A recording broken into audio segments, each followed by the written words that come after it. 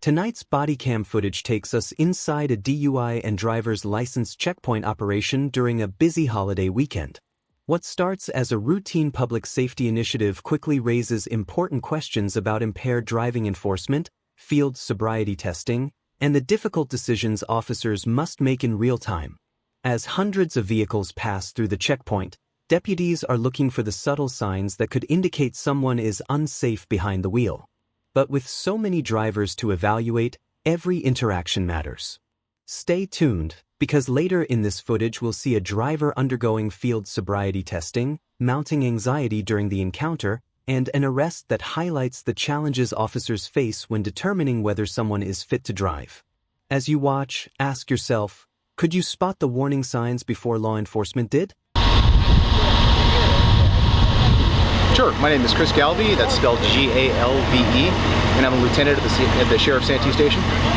And what are we doing out here tonight? So out here tonight, you'll see the deputies behind me. We're conducting a license and sobriety checkpoint for the holiday weekend, just making sure that the public is out there and everyone is safe. All right, and how do you choose, where are we right now, and how did you choose this spot? So we're out here on Carlton Hills Boulevard, and this is just a thoroughfare that gets a lot of traffic, so we chose this area just based on the traffic volume. All right, and how many do you expect to arrest tonight for DUI and driver's license? You know, it's really hard to say. I can tell you we've had about 500 cars come through, I think, so far. But it's really hard to say how many arrests we're going to have tonight until the end of it. And how many cars do you think you'll stop tonight? That's also tough to say. So we count the total cars that come through, and I don't have a number for you on how many we've stopped so far.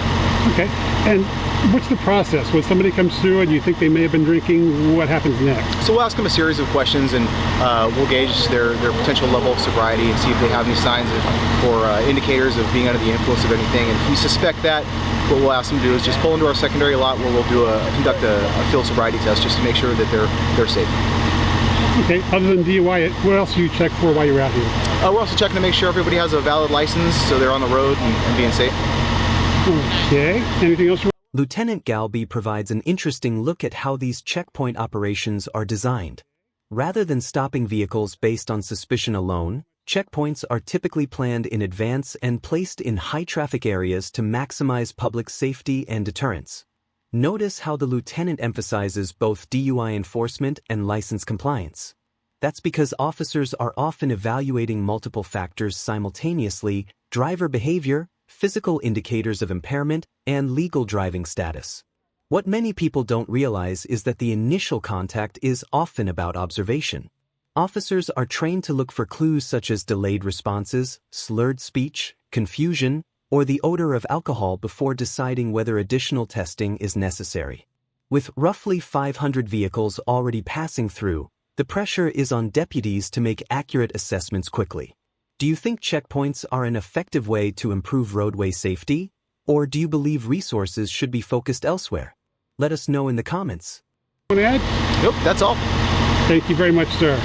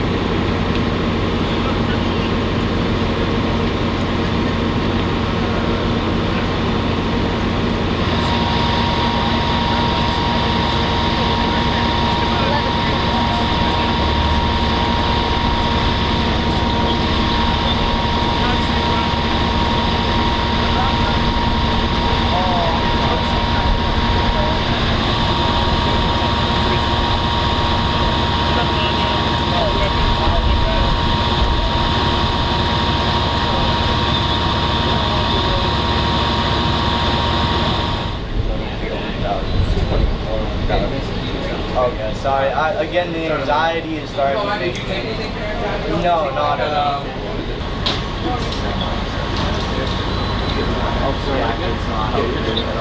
This is where the encounter becomes especially important. Listen carefully as the driver mentions feeling anxiety. Situations like this can be challenging for both the individual and the officers because nervousness, stress, fatigue, and impairment can sometimes produce similar outward behaviors. That's exactly why field sobriety tests are used. They give officers additional information beyond first impressions. The goal isn't simply to catch someone making a mistake, it's to evaluate whether there are consistent indicators suggesting impairment.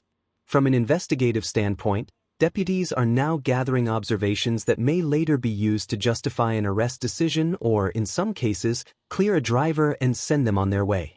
Based on what you've seen so far, do you think the driver's behavior appears to be anxiety alone, or do you see signs that would concern you if you were conducting this investigation? You want to take it off? No, I'm saying it's a rolling paper, like a weekend company. The back has yeah. I had a quick question, just because it is the weekend, are you saying what I'm talking about?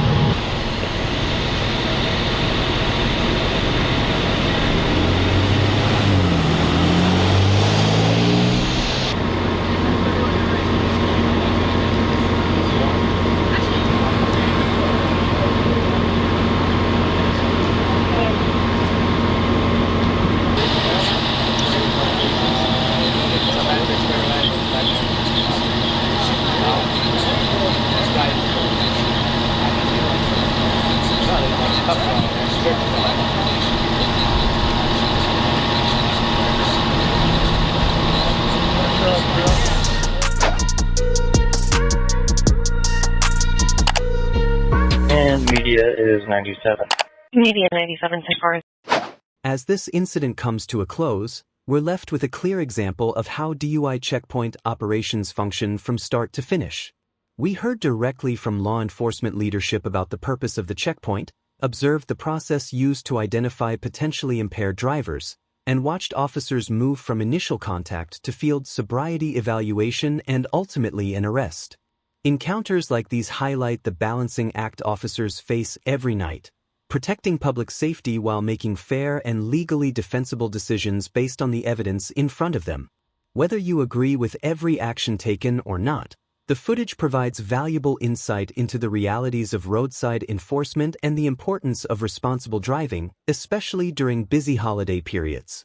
If you found this breakdown as intense as we did, hit that like button, share your thoughts in the comments, and don't forget to subscribe for more real-life body cam breakdowns.